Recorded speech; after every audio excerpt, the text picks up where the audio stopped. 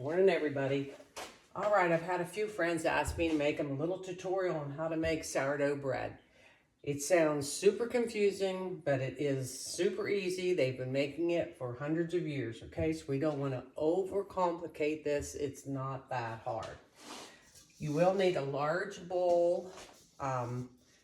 You can mix it in almost anything. They're real specific on glass or anything. Any large bowl will work, okay?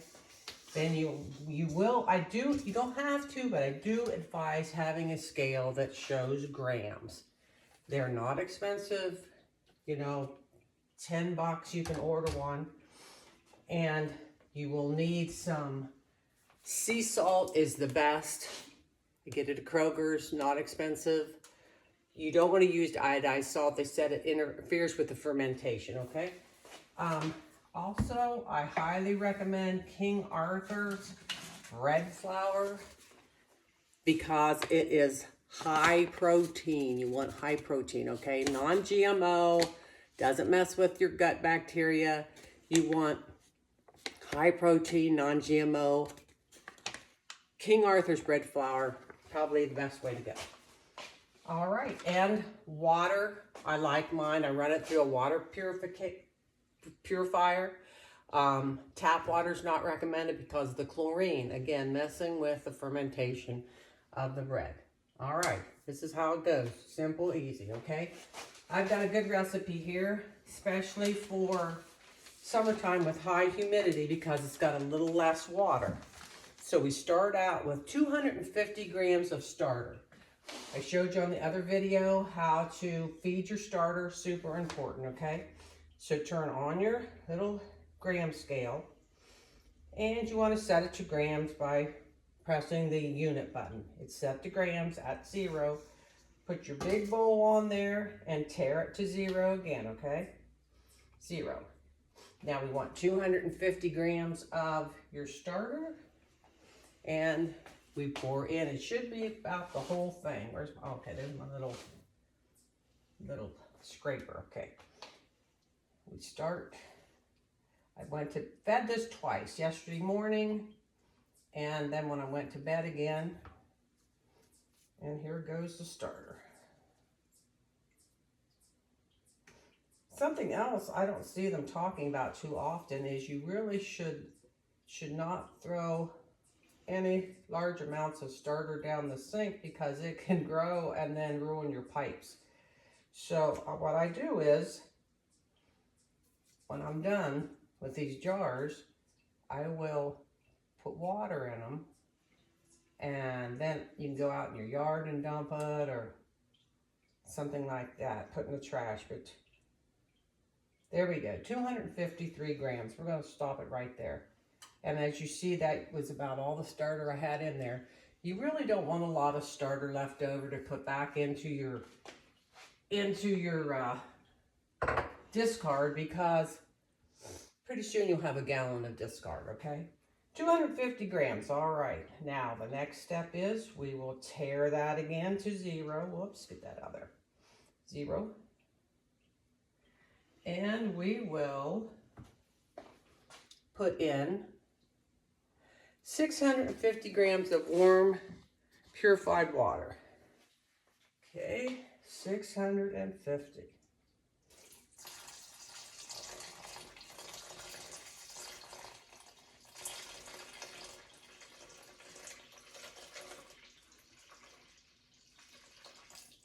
A little too much. Let me get that out of there because I don't want it too damp and then it really gets sticky. Oops.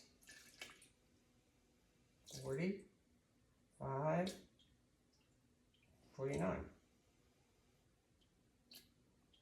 652 is close enough.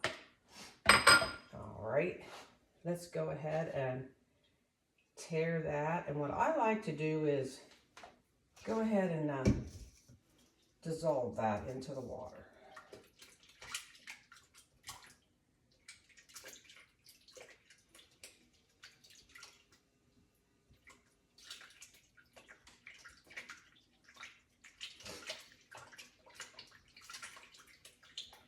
Next thing will be your flour, and then I like to put the salt in last. You don't want to really put the salt in with the water right now. They say it makes it kind of gummy and just probably not a good thing to do. That's pretty good. Pretty good. I don't know if you can even see it through there. Just looks like muddy water. Okay. All right. Let's get it back on here. We want to tear that. Now, okay, flour. This calls for 1,000 grams of flour. That's what I'm going to do this time. So, that's a lot to handle. Let me grab something to scoop it with. Okay, 1,000 grams. You're going to see that's a lot of flour you're going to pile up in here.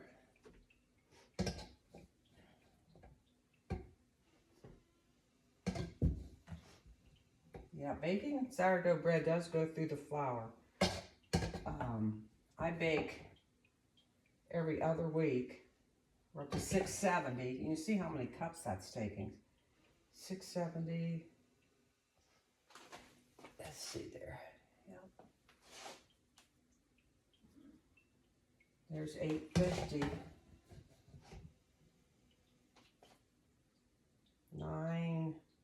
950.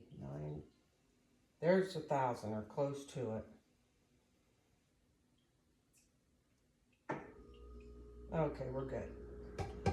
Okay, there is your flour. Now I'm going to set that on the side. Now a lot of people just go ahead and do their salt in there, but it's such a small amount. I'm always afraid I'll over salt, so I'll get a little container, tear it, and then make sure you're on grams. Take your sea salt, Morton sea salt, Kroger's, cheap, kind of.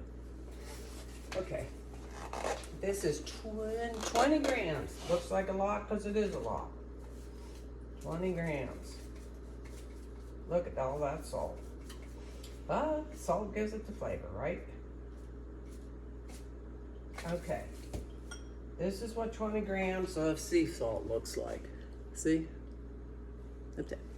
Alrighty, we're going to sprinkle that on top of the flour. Put our scales to the side for right now. And then you're going to make sure your hands have been washed, and mine were before, but we'll do it again, right?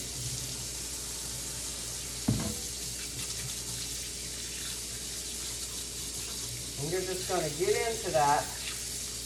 Your hands are the best tool. I can mix it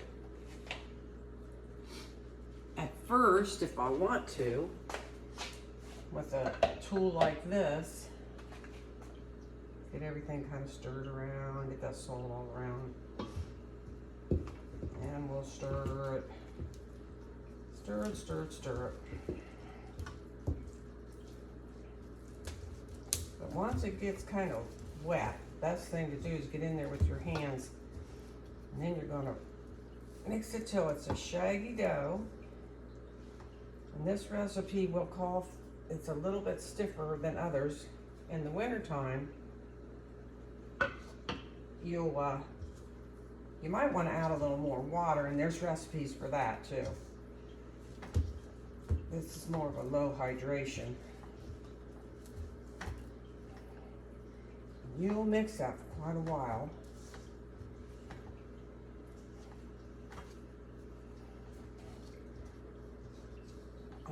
And it will be messy. Oh, I highly recommend you getting a bowl scraper. You can order them or go into Whole Food stores, any place. They sell them everywhere.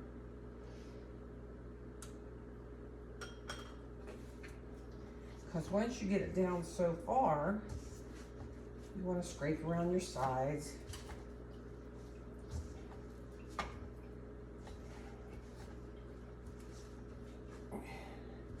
And this is interesting. I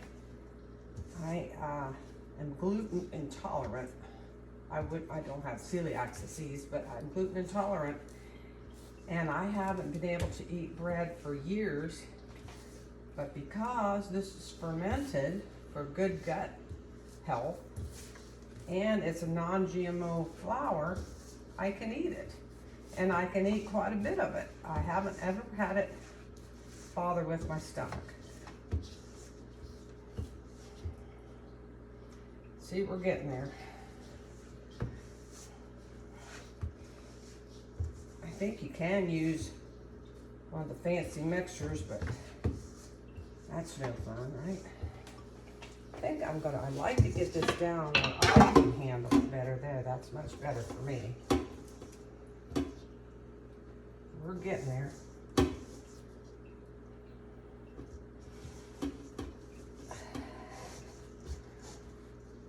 Okay, and then what we'll do after we get this to what they call a shaggy dough, where it will look like this, you want to mix it for a little while longer, but see how it's shaggy? But you want to really go ahead and incorporate this. It's not yet ready at all, but for you to see kind of what it's supposed to be like. And it is a sticky dough. Don't think you're doing anything wrong when it's sticky, because it is sticky. But I will show you later how to handle that and get it unsticky.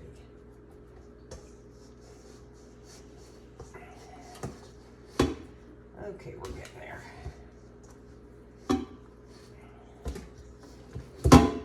Since this is a drier dough, it's just a little bit harder to get mixed in. And twist too, that helps a lot, twist it. Can you see? All right, I may do it a couple more times, but we're going to go ahead and show you. This is how it's supposed to look. See, that's called a shaggy dough, because I don't know, it's sticky or whatever. Now, when I get done here, I'm going to do it for a couple more minutes, and then you'll just want to let it rest on the countertop. I go ahead and cover mine, but rest on the countertop for an hour, okay? So it can really soak in the flour really, really well. And then, oops, we'll turn you back on. Gonna cover it up, put it on the counter for an hour, and we'll make part two, okay?